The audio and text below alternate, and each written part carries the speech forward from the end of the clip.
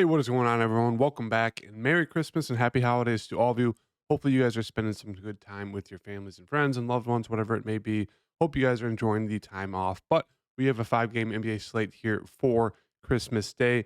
One of the best slates of the whole year. Very, very fun to just hang out, watch these games, eat a bunch of food, all that good stuff. So, I'm going to be doing a game by game breakdown, talking through who I like, who I don't like, all the good stuff in this video. Make sure that hit that like button and subscribe, and let's get right into it. And I do apologize for like the lack of consistency with these videos. Just been super busy with traveling and work, but after the new year, once this new year starts, I will be consistently doing them every single day, especially with my Patreon. So stay tuned for that. Going to be happening 100% when the new year starts. But let's get right into it here. Just want to take a quick look at the odds for the games tomorrow. The Bucks right now, 3.5 point spread, 241.5 game total. So that's very, very good and appealing game total there. 6.5 point spread for the Warriors and Nuggets, 233.5 total. Celtics Lakers, 3 point spread, 234.5. 76ers Heat, 1.5 point spread, 226.5. And then Mavs Suns, 5 point spread, 236 game total. So a lot of great games here. And just by early looks at this slate right now, there's a lot of pay up options. As you can see, we have Luca, we have Embiid, we have Jokic, we have Giannis, we have Anthony Davis, LeBron, Tatum, Booker, Durant, Lillard, Steph. I mean, that is a hefty amount of stars that we can put into our lineups for this slate tonight. So there's a lot of ways to get different, which I really like here for this 5 game slate. But jumping into the first game here, Milwaukee versus the Knicks. On the Milwaukee side, Giannis, we're getting him at 10-7. This is one of the cheaper price tags we've kind of seen all season. And he's been pretty solid, as you can see, averaging about close to 60 fantasy points per game on the season. Gets a good matchup here against the Knicks.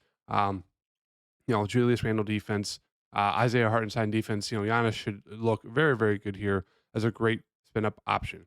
Damian Lillard, I really like him. I mean, the problem is when I play him, he has some of the worst games of his season. A couple 39-point games for me. It's just very frustrating. But right now, he's been absolutely killing it. As you can see, had a 70 fantasy point game there against Houston, almost a 60 bomb, and then 2 back-to-back 42 bombs there. So he's been playing a lot better. They're slowly starting to get a lot better as a team as well. So I really like him. And then Chris Middleton's a very, very appealing mid-range play. The minutes have been up, seeing close to 30, if not more than 30 minutes now into the low 30s. And he's just overall a decently productive guy if he's hitting the shots. So I think he's a pretty strong mid-range player at 6.4K.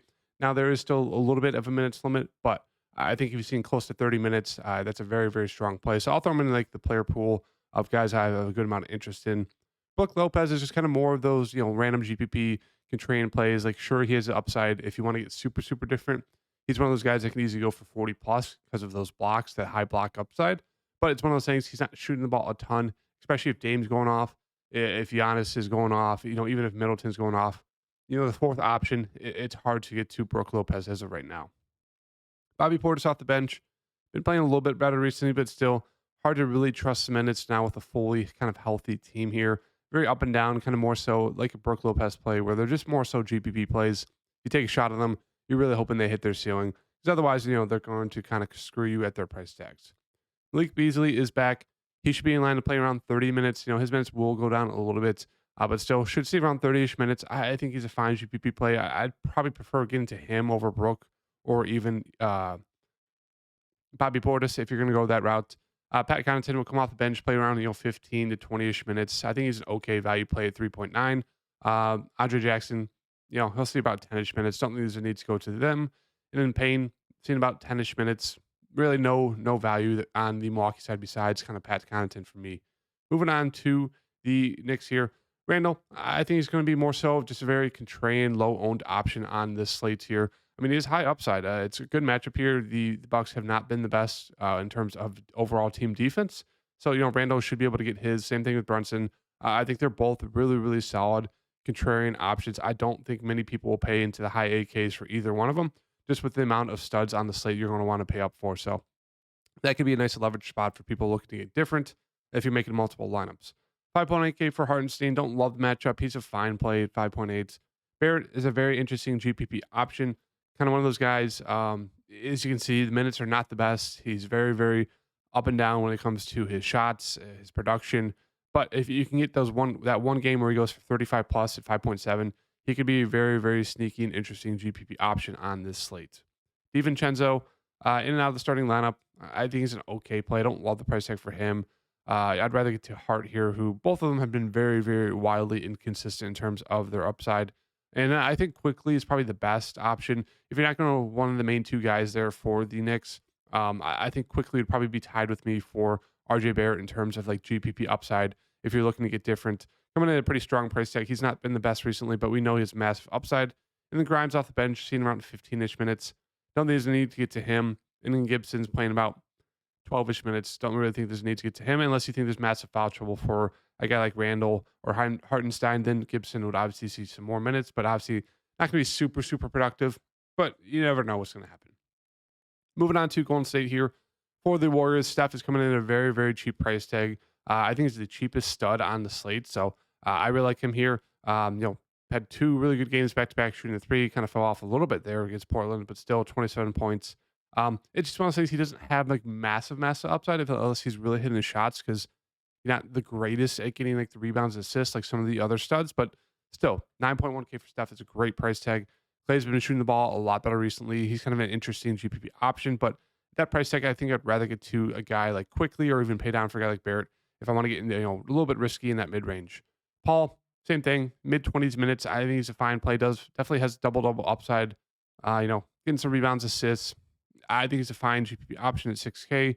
Kaminga, a little bit interesting play here for me. Should see about 30-ish minutes. 5.6K. Obviously not going to shoot the ball a ton, but does have some upside. Pods starting once again. He should see around 30-ish minutes. 5.5K. I think they're fine. Secondary options here for these wings and guards for the Warriors. No one really sticks out too much here. Trace Jackson Davis has been super, super productive in a limited amount of time. Obviously, with going against Denver, could be foul trouble for a guy like Looney or Sarge. So Trace Jackson Davis could still see a decent amount of minutes. So I think it's a fine play. Don't love the price tag. Doing a little bit better than you would think, but still, he's there. And then Wiggins, if he's good to go, 5.1K, probably coming off the bench. Don't think I can get to that. And then Sarge at 4.5. I actually like him. Minutes haven't been the best, especially with Draymond Green being ruled out. Minutes have actually kind of gone down a little bit with kind of their lineups they're running out. But still, there was some foul trouble risk for like Looney, for a guy like Looney. Sorry, I lost my train of thoughts. So if that happens, Sarge could be a good play. And then Looney's minutes have been down, but still, they're probably going to need his defense against a guy like Jokic. So I like getting different, going to Sarge or Looney. Some of these tall guys for the Warriors to guard Jokic and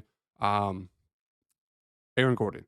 But yeah, Jokic 10-9 playing against the Warriors. I mean, it's going to be an auto lock for me. Once again, as I keep mentioning, Jokic kind of flying under the radar, but still absolutely fantastic spot here going against the Warriors. And same thing with Jamal Murray. I really like Jamal Murray here at 7.4K. It's just a fantastic matchup here against the Warriors. They can both go for huge, huge games alongside each other. Doesn't really eat into each other's ceiling at all too much. So I really like both of them here in this matchup. MPJ, another one of those really, really good GPP mid-range plays. He has double upside. Just come down to, can he hit a shot? If he can, 6.2K can easily pay that off. Aaron Gordon, I do think you can put him in that bucket. I don't know if I'll get to him at 5.9K, but still, he's a fine play. That's really it for the Denver team for me. You can always take a shot on KCP. Hope you get that 1 out of 10 games where he actually does really well. Peyton Watson, I guess, is okay value. And that's really it. Not a ton of value for Denver. Moving on to Boston here, going against the Lakers. For the Boston side, really like Tatum. He dealt with that ankle injury, but should be back, should be good to go. Hasn't really flashed a huge showing. He's just been super consistent, kind of floating around 50 fantasy points, 9.9K. I do really like him. Jaylen Brown kind of out of price for me. 8.5K got priced up with Tatum missing the game, but he's too pricey for me. Big news here is Porzingis. If he's good to go, I think it's a solid spend up contrarian option at 7.8K. Wouldn't love the matchup against AD, but Porzingis has been fine. And I do have a little bit of interest in a guy like Derek White or Drew Holiday. They look obviously a little bit better if there's no KCP. That obviously had to step up more offensively. But I think they're fine plays at their price tags. Nothing really jumps out to me. Horford could see a little bit more run trying to guard Anthony Davis if there is no KCP. So keep an eye out on that. If that happens, 6.1K for Horford be a solid play.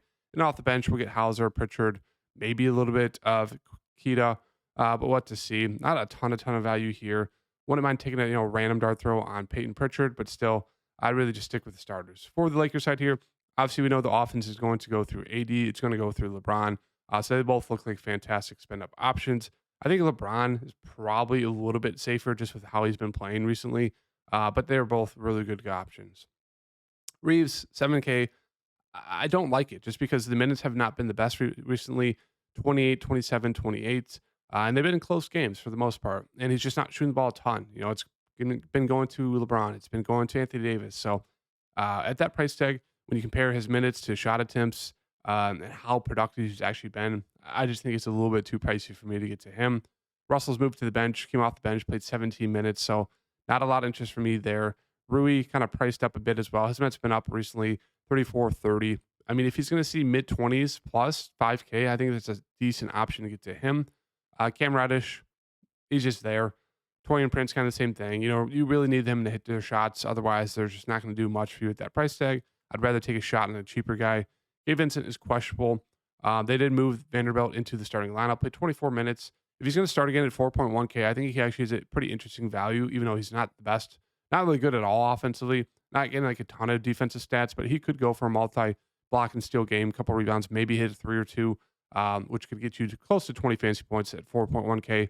On a slate like this where there's not a lot of value, I think it's a pretty interesting play there. Moving on to Philadelphia here. I mean, Embiid's been Embiid. Not much else to say there. He's been absolutely unreal. Probably the best spin up on the board, tied with Jokic if you want to pay up for him.